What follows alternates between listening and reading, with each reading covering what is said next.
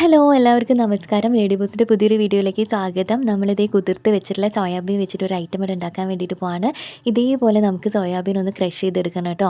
ഇനി നമുക്ക് ആവശ്യമുള്ളത് തേങ്ങയാണ്. 2 മുളക് എടുക്കുന്നുണ്ട്, ഒരു കുഞ്ഞ് കഷ്ണം ഇഞ്ചി, 3 അല്ലി വെളുത്തുള്ളി എല്ലാം കൂടി കൂട്ടിയിട്ട് ഞാനൊന്ന് ചതച്ചെടുക്കുന്നുണ്ട്. ആ ചതച്ച് വെച്ചതിലേക്ക് നമ്മൾ നേരത്തെ എടുത്ത് വെച്ചിട്ടുള്ള സോയാബീനില്ലേ അതും കൂടി ചേർത്തിട്ടൊന്ന് മിക്സ് ചെയ്തെടുക്കുകയാണേ.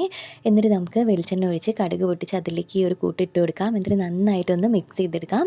അതിനുശേഷം ഞാൻ മുളക് പൊടിയും മഞ്ഞൾപ്പൊടിയും കൂടി ചേർത്ത് കൊടുക്കുന്നുണ്ട്.